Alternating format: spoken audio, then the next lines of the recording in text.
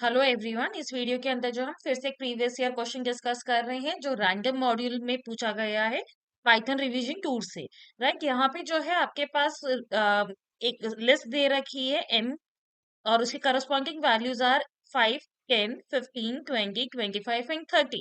अब उस पे हम क्या कर रहे हैं, रेंज अप्लाई कर रहे हैं और रेंज जो है हमारा 1,3, दैट मीन स्टार्ट वैल्यू हमारी 1 है एंड स्टॉप वैल्यू 3 है। तो रेंज के अंदर कभी भी हमारी स्टॉप वैल्यू इंक्लूड नहीं होती है। तो यहाँ पे हमारा लूप कितनी बार रन होगा, for i equal to 1 and i equal to 2। So सबसे पहले हमारी आई की वैल्यू क्या होगी, 1।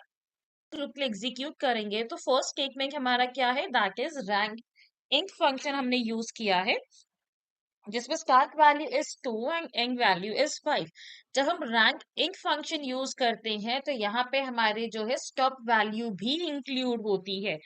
हम ये ध्यान में रखना है, रैंक रेंज के अंदर स्टॉप वैल्यू इंक्लूड नहीं होती है, बट रैंक इंट के अंदर जो है स्टॉप वैल्यू इंक्लूड होती है। तो सो यहाँ पे हमारा रैंक इंट फंक्शन की वैल्यू क्या हो जाएगी, 2, 3, 4, 5। जब और जो भी वैल्यू हमारा रैंडमली इसमें से 2, 3, 4, 5 में से जो भी वैल्यू जनरेट होती है उसको हम क्या करेंगे, -1 करेंगे। तो फर्स्ट की जो है पॉसिबल वैल्यूज हमारे पास क्या हो सकती है, that is 2 - 1 is 1, 3 - 1 is 2, 4 - 1 is 3, 5 - 1 is 4। Right, ये हमारी फर्स्ट वेरिएबल की पॉसिबल वैल्यूज हो सकती है। जब हम सेकंड की बात कर रहे हैं, SEC की बात कर रहे हैं, तो इस केस में जो है हमारी स्टार्ट वैल्यू 3 है, स्टॉप वैल्यू 6 है। तो हमारा जो है ये फंक्शन क्या कितनी कौन कौन सी वैल्यूज रिटर्न करेगा, दैट इज 3, 4, 5, 6। अब यहाँ पे जो है जो भी रैंडमली वैल्यू जनरेट होगी उसमें से हम क्या कर रहे हैं, -2 कर रहे हैं। सो अगर 3 वैल्यू जनरेट होती है तो 3 - 2 इज 1। अगर 4 वैल्यू जनरेट होती है तो 4 - 2 इज 2। अगर 5 वैल्यू जनरेट होती है तो 5 - 2 इज 3 एंड 6 जनरेट होता है तो 6 - 2 इज 4। सो ऐसी SEC की पॉसिबल वैल्यूज क्या हो सकती है, 1, 2, 3, 4 एंड फर्स्ट की भी पॉसिबल वैल्यू क्या हो सकती है, 1, 2, 3, 4। Now let's go to the third variable. Third variable की हमारी पॉसिबल वैल्यूज क्या होंगी, 1, 2, 3, 4।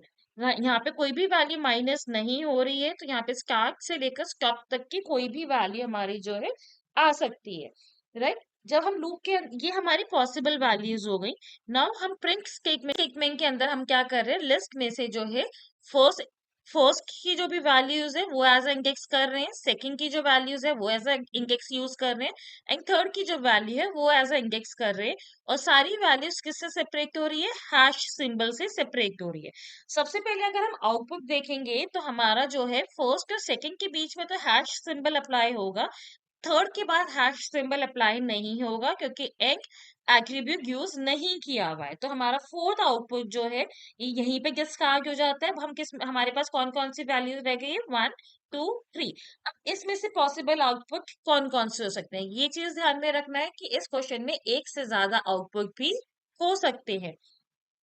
सो अगर हम फर्स्ट वेरिएबल यूज करते हैं एज अ इंडेक्स तो हमारी कौन कौन सी इंडेक्स वैल्यूज यूज होंगी, 1, 2, 3, 4। सेकंड में भी जो है 1, 2, 3, 4 और थर्ड में भी 1, 2, 3, 4। So that means zero index पे जो वैल्यू है वो हमारे तीनों केस में ही नहीं आएगी। तो जहां पे भी 5 है वो भी हमारा डिस्कार्ड हो जाता है आउटपुट में। तो यहाँ पे हमारा सेकंड ऑप्शन भी डिस्कार्ड हो जाता है। Now we left with first and third option. Right, अब यहाँ पे हमारे पास इंडेक्स में 1, 2, 3, 4 पे कौन कौन सी वैल्यूज है, 1 पे 10 है, 2 पे 15 है, 3 पे 20 है एंड 4 पे 25 है। सो आपका 10, 15, 20, 25 से ही कोई वैल्यू का कॉम्बिनेशन फॉर्म होगा। सो यहाँ पे 30 भी हमारे आउटपुट के अंदर इंक्लूड नहीं होगा एंड 30 जो है हमारा थर्ड केस के अंदर हो रहा है। तो ये भी हमारा जो है करेक्ट आंसर नहीं होगा। So we live with which option, 1। So 1 का अगर हम आउटपुट चेक करें तो यहाँ पे अगर हम फर्स्ट की वैल्यू 1 लेते हैं तो M1 पे हमारी वैल्यू क्या है, 10। अगर सेकंड का इंडेक्स हमारा जो है 4 है तो हमारे फोर्थ इंडेक्स पे जो वैल्यू है दैट इज 25। अगर हमारा थर्ड इंडेक्स पे जो वैल्यू है दैट इज 2 तो यहाँ पे हमारे सेकंड इंडेक्स पे वैल्यू है 15। तो हमारा फर्स्ट रो करेक्ट है। जब लूप दोबारा से रन होगा तो उस केस में दोबारा से हमारी यही वैल्यूज जनरेट होगी। तो उसमें से हमारा 20 भी आंसर आ सकता है, 25 भी आ सकता है, 25 दोबारा से रिपीट हो सकता है। सो इस केस में हमारा करेक्ट आंसर कौन सा है? फर्स्ट।